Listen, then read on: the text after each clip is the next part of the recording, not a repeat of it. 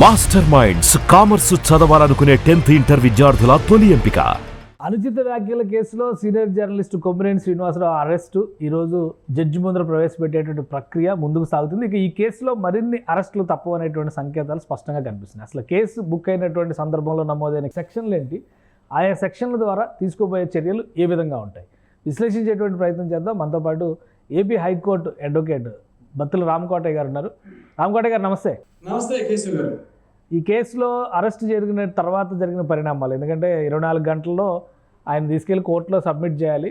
So సెక్షన్లు book చేసినటువంటి సెక్షన్లు కానీ బిఎన్ఎస్ సెక్షన్లు కొన్ని ఉన్నాయి, ఐటీ యాక్ట్ ఉంది, అలానే SC/ST అట్రాసిటీ యాక్ట్ కూడా పెట్టారు.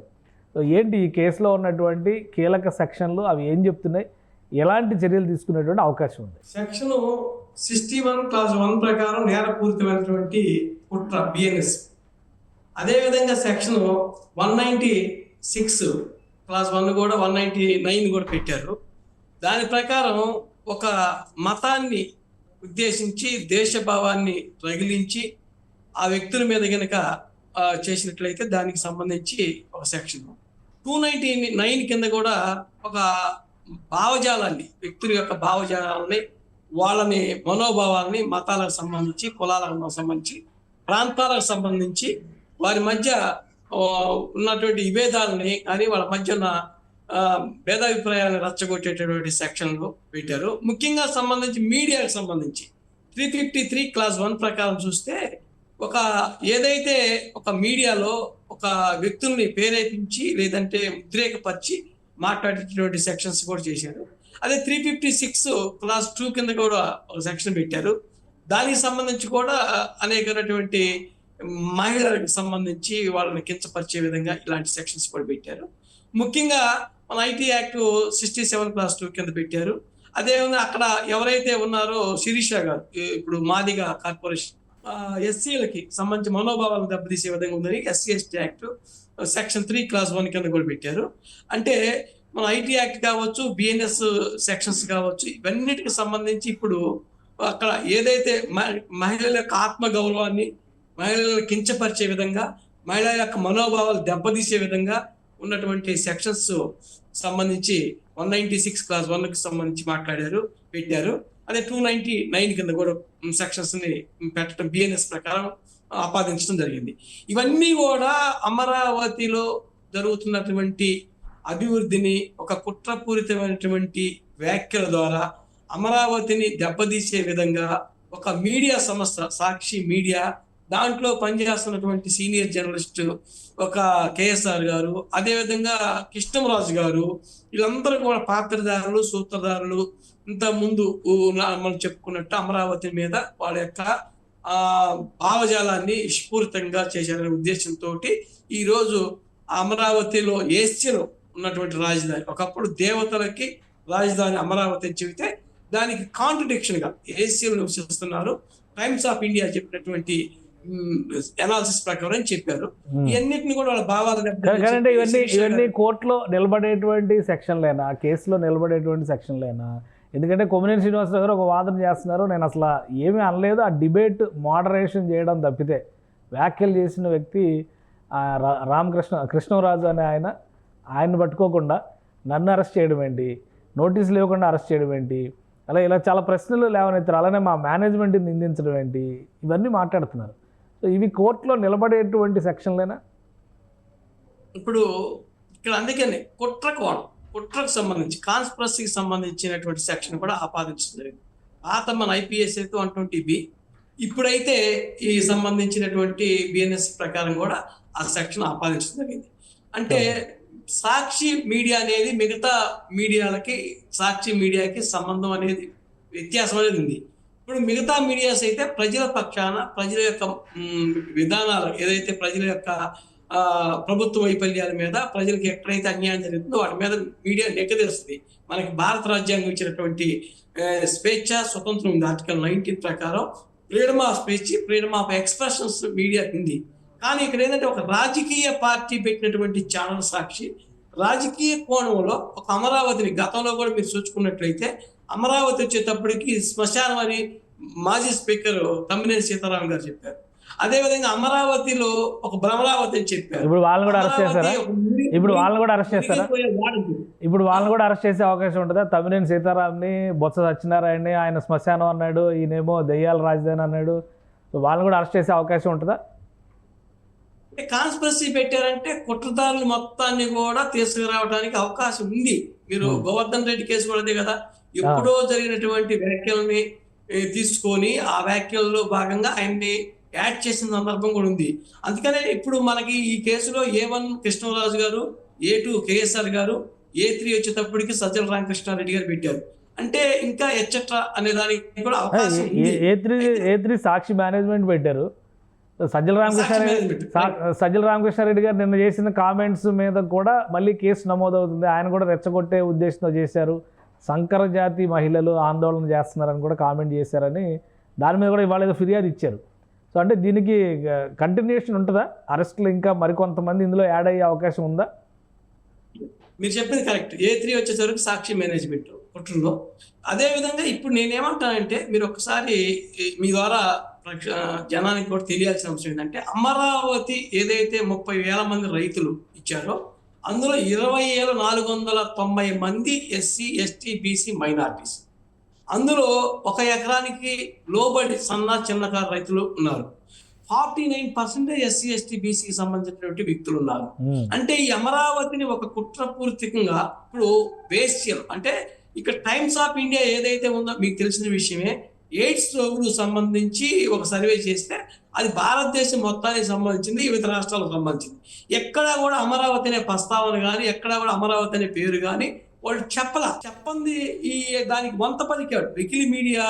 ఎకిలి శాస్త్రంలో భాగంగా కేఎస్ఆర్ కూడా, కుమ్మినేని శ్రీనివాస్ కూడా వంత పలికి వికృత శాస్త్రగా దాన్ని ఉందాతనాన్ని తప్పించి ఒక సీనియర్ జర్నలిస్ట్ అయి ఉండి దాన్ని ప్రొవోక్ చేసే విధంగా చేశారు కాబట్టి ఆయన అరెస్ట్ చేశారు.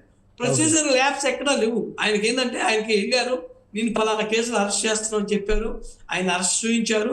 తర్వాత ఈరోజు కోర్టుకు రిమాండ్ ఆయన పెడతారు.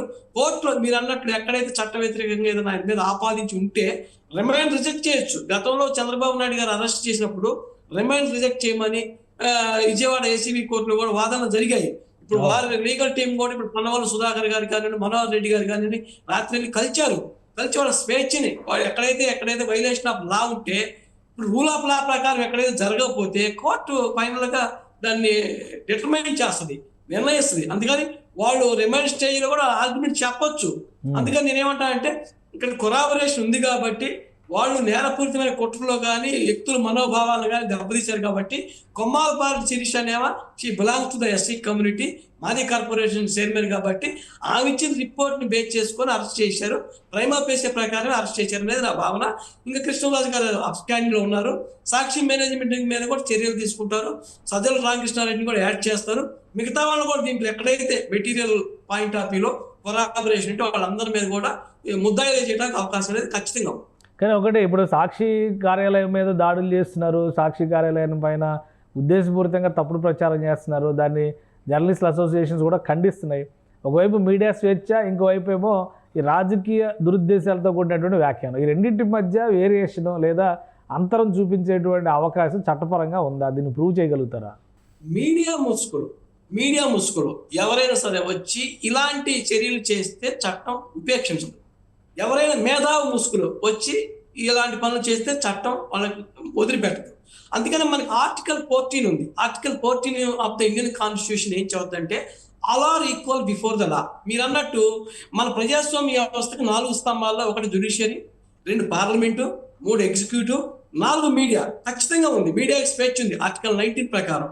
మీ యొక్క స్వేచ్ఛ ఇతరుల యొక్క మనోభావాలు దెబ్బతీసే విధంగా, ప్రాంతాల మధ్య చిచ్చు పెట్టే విధంగా, కులాల మధ్య చిచ్చు పెట్టే విధంగా, మతాల మధ్య మానవం సృష్టించే విధంగా ఎప్పుడైతే ఉంటుందో అలాంటప్పుడు దీన్ని కాన్స్టిట్యూషన్ యాక్సెప్ట్ చేయకపోతే, ఎప్పుడు కూడా మనం చేసేది మనం రూల్ ఆఫ్ లా ఉండాలంటే కాన్స్టిట్యూషన్ లోబడే మనం దాన్ని మాట్లాడాలి. కాన్స్టిట్యూషన్ ఇచ్చినటువంటి మీ స్వేచ్ఛని ఇతరుల స్వేచ్ఛని హరించే విధంగా, ఇతరుల మనోభావాలు దెబ్బతీసే విధంగా కనుక ఉంటే ఇప్పుడు మీరు రాజకీయ ముసుగులు. మిగతా మీడియాకి సాక్షి మీడియాకి తేడా ఏంటంటే, సాక్షి మీడియా అనేది రాజకీయ ప్రయోజనాల కోసం జగన్మోహన్ రెడ్డి గారి యొక్క సతీమణి నడుపుతున్నటువంటి, భారతిరెడ్డి గారు నడుపుతున్నటువంటి మీడియా అది. మిగతా మీడియాకి ఏంటంటే ఇండిపెండెంట్ ఉంటుంది. రాజకీయాన్ని రాజకీయంగా విమర్శిస్తారు. ప్రతిపక్షం తప్పు చేసినా, అధికార పక్షం వైఫల్యాలు చేసినా దాన్ని విమర్శించే స్వేచ్ఛ మీడియాకి 100% ఉంది. కానీ మీడియా ముసుగులో ఎక్కడైతే మేధావుల ముసుగులో ఇలాంటి చర్యలు, ప్రేరేపిత ఉగ్రవాద చర్యలకు పాల్పడితే, అంటే స్పాన్సర్ టెర్రరిస్ట్ లాగా జగన్మోహన్ రెడ్డి చెప్పేటటువంటి మాటల్ని ఈ సజ్జల రూపంలోనో, కేసీఆర్ డిబేట్ల రూపంలోనో, కృష్ణరాజు యొక్క వ్యాఖ్యల రూపంలోనో వస్తే చట్టం ఉపేక్షిస్తూ, చట్టం అనేది ఎక్కడైనా లా అండ్ ఆర్డర్ ఫెయిల్ అయితే చంద్రబాబు నాయుడు గారు చెప్పారు, ఉక్కుపాదంతో వాళ్ళని చేస్తాను, ఇంకోసారి మళ్ళా మాట్లాడాలంటే వణుకు పుట్టే విధంగా మనం చేస్తాము. మీకు తెలుసు కేశవ్ గారు, ఎక్కడైతే స్త్రీలను గౌరవిస్తారో అక్కడ దేవతలు వర్ధిల్లుతారు అనేది ఆర్యోక్తి. ఈ రోజు స్త్రీలని, ఎవరికైనా స్త్రీ అంటే ఎవరికైనా తల్లి, చెల్లి అందరూ ఉంటారు, పిల్లలు ఉంటారు. ఈ స్త్రీలను అవమానించేటువంటి అమరావతిలో ఏసీలంటే, అమరావతిలో వివిధ కులాలు, వివిధ మతాలు, వివిధ ప్రాంతాలు, ఒక్క పార్టీకి సంబంధించింది కాదు, వాళ్ళందరూ ఏసీల రాజధానిగా చెప్పటం. కానీ ఒక విషయం ఏంటంటే, ఒక విషయం 52 చోట్ల కేసులు నమోదైనాయి అని చెప్పని ఒక రిపోర్ట్ వచ్చింది ఈ ఇన్సిడెంట్ మీద. అంటే కృష్ణరాజు చేసినటువంటి వ్యాఖ్యలు, ఆ టీవీ డిబేట్ ఆర్గనైజ్ చేసినటువంటి కొమ్మినేని శ్రీనివాసరావు, ఈ ముగ్గురిని టార్గెట్ చేస్తూ 52 చోట్ల కేసులు నమోదైనాయి అన్నారు. సేమ్ పోసాని కృష్ణమురళికి కూడా అలాంటి ట్రీట్మెంటే ఇచ్చారు. ఇప్పుడు కాకాని గోవర్ధన్ రెడ్డికి కూడా అదే పరిస్థితి నడుస్తుంది. అక్కడ నెల్లూరు నుంచి గుంటూరు పోలీసులు హ్యాండ్ ఓవర్ చేసుకున్నారు. కొమ్మినేని శ్రీనివాసరావు కానీ, కృష్ణరాజు అరెస్ట్ కానీ అయిన తర్వాత ఈ కేసులకు సంబంధించి రాష్ట్రంలో వివిధ ప్రాంతాల్లో మళ్ళీ సంపూర్ణ ఆంధ్రప్రదేశ్ యాత్ర ఉంటుందా ఈ కేసుల విచారణ కోసం, లేదా అన్ని కేసుల్ని ఒకటిగా చేసి కోర్టు విచారించడానికి స్కోప్ ఉంటుందా? అద్భుతంగా మంచి క్వశ్చన్ లేవనెత్తారు. మీరు చెప్పింది ఏంటంటే, ఇది 5 కోట్ల తెలుగువారు, 5 కోట్ల ఆంధ్రుల యొక్క మనోభావాన్ని దెబ్బతీసే వ్యాఖ్య. అమరావతి అనేది not only TDP, not only any caste, but also all the people of AP who are belong to the AP. So దానికోసం ఆంధ్రప్రదేశ్లో ఉన్నటువంటి ఏ ఒక్క వ్యక్తి మనోభావాలు దెబ్బతిన్నా, దాన్ని ఏ వ్యక్తి ఈ రాజధాని, ఆంధ్ర రాజధాని, 5 కోట్ల రాజధాని అమరావతి నాది అనే కాన్సెప్ట్ ఉన్న ప్రతి పౌరుడు కూడా దీని మీద రిపోర్ట్ చేసేటటువంటి హక్కు వాళ్ళకి ఉంది. అందుకని వివిధ ప్రాంతాల నుంచి ఇన్ని రిపోర్ట్లు వచ్చాయి. దీన్నన్నింటిని కూడా కాజ్ ఆఫ్ యాక్షన్ తీసుకొని మెర్జ్ చేసి జాయింట్ ట్రయల్ చేయాలా, డిఫరెంట్ కాజ్ ఆఫ్ యాక్షన్ ఉంది కాబట్టి కొన్ని రిజెక్ట్ చేయాలా అనేది discussion power of the investigation officers, పోలీసులకు ఉంటుంది. కొన్ని ఏదైనా తీసుకుంటే పాస్ట్ పిటిషన్ వేసి మిగతా కేసులను రద్దు చేసుకునేటువంటి రైట్ సాక్షి యాజమాన్యానికి ఉంది, బాధ్యతలైనటువంటి కృష్ణరాజు గారికి ఉంది, కొమ్మినేని శ్రీనివాస్ గారికి ఉంది, సజ్జల రామకృష్ణారెడ్డి గారు. దీంతో పాటు గతంలో చేసిన కొన్ని వ్యాఖ్యలు కూడా ఇప్పుడు దుమారం రేపుతున్నాయి. కృష్ణరాజు అంటే ఆయన కులాలను దృష్టిలో పెట్టుకుని గతంలో చేసిన వ్యాఖ్యలు కూడా సోషల్ మీడియాలో వైరల్ అవుతుంది. మళ్ళీ ఆ వ్యాఖ్యల్ని, అంటే ఒక ఏడాది క్రితం 2 ఏళ్ల క్రితం చేసిన వ్యాఖ్యలను దృష్టిలో పెట్టుకుని ఇప్పుడు మళ్ళీ కేసులు నమోదు చేయడానికి అవకాశం ఉంటుందా? కృష్ణరాజు గారి యొక్క వైఖరి చూస్తే మనకి హిట్ అండ్ రన్ అంటారు. ఒక సంఘటన చేసి పారిపోవడం. ఈ రోజు ఆయన ఈ సంఘటన చేసినాక వెళ్ళిపోయాడు, ఎక్కడో అజ్ఞాతంలో ఉంటాడు. అజ్ఞాతంలో ఉండి యూట్యూబ్ ద్వారానో లేదంటే సోషల్ మీడియా ద్వారా వ్యాఖ్యలు చేస్తూ ఉంటారు. వారు ఎప్పుడైనా ఒక వ్యాఖ్య చేసినప్పుడు బేస్ ఉండాలి. నాకు పలానా దగ్గర నుంచి బేస్ తోటి నేను కామెంట్ చేస్తున్నాను అని చెప్పి లీగల్ ఛాలెంజ్ ఇస్తే ఆయన ఎవరు తప్పు పట్టరు, ఆయనకు ఆ స్వేచ్ఛ ఉంది. ఆయన ఎవరో ఎక్కడో మాట్లాడిన దాన్ని, ఎక్కడో టైమ్స్ ఆఫ్ ఇండియాలో పేరు ప్రస్తావించిన దాన్ని తీసుకొచ్చి టైమ్స్ ఆఫ్ ఇండియా వాళ్ళు కూడా డిఫమేషన్ అయ్యొచ్చాము. దీంట్లో డిఫర్మేషన్ సెక్షన్ కూడా ఉంది. టైమ్స్ ఆఫ్ ఇండియా కూడా వేయొచ్చా కేసు? ఎందుకంటే టైమ్స్ ఆఫ్ ఇండియాలో లేని రిపోర్ట్ని ఆయన కోట్ చేస్తూ ఉన్నాడు కదా పదే. హెడ్లైన్లోనే కర్ణాటక, ఆంధ్రప్రదేశ్ టాప్స్ అని చెప్పింది అందులో, కానీ ఆంధ్రప్రదేశ్ని, అమరావతిని హైలైట్ చేశాడు కదా. సో వాళ్ళు కూడా కేసు వేయొచ్చా? ఖచ్చితంగా టైమ్స్ ఆఫ్ ఇండియాకి పేటెంట్ రైట్ ఉంది. ఎందుకంటే వారు ఈరోజు భారతదేశం మొత్తం మీద ఉన్నటువంటి నేషనల్ పత్రిక కాబట్టి వాళ్ళ యొక్క క్రెడిబిలిటీని, వాళ్ళ యొక్క ఉన్నటువంటి పేరుని, గుడ్ విల్ని కూడా చెడగొట్టే విధంగా బేస్లెస్ గా మాట్లాడాడు కాబట్టి they will also file the defamation case against the Krishnaraju. Definitely. Right. Thank you BRK గారు విశ్లేషణ అందించినందుకు. ఇది అనుచిత వ్యాఖ్యల వ్యవహారానికి సంబంధించి ఒకరి తర్వాత ఒకరు ఖచ్చితంగా వరుస పెట్టి ఊచలు లెక్క పెట్టాల్సిన పరిస్థితి ఉంటుందని బీఆర్కే గారు చెప్తారు. ఇక కేసులో పెట్టినటువంటి సెక్షన్లు చాలా ముఖ్యమైనటువంటి సెక్షన్లు ఉన్నాయి. వీటి నుంచి బయటపడడం కొంత సమయం పట్టేటువంటి అవకాశం అయితే కనిపిస్తుంది. చట్టపరంగా ప్రొసీజర్ని ఫాలో అయ్యారు పోలీసులు. ఇక నిర్ణయం న్యాయస్థానాలది, విచారణ అధికారుల చేతుల్లో ఉంటుందంటున్నారు. అయితే గతంలో చేసినటువంటి వ్యాఖ్యలు కూడా కృష్ణరాజు మెడకు చుట్టుకునేటువంటి అవకాశం ఖచ్చితంగా ఉందని ఆయన విశ్లేషిస్తున్నారు. ఇది special discussion. Keep watching. Suman టీవీలో మీ పర్సనల్ అండ్ బిజినెస్ ప్రమోషన్స్ కోసం కింది నెంబర్కి కాంటాక్ట్ చేయండి.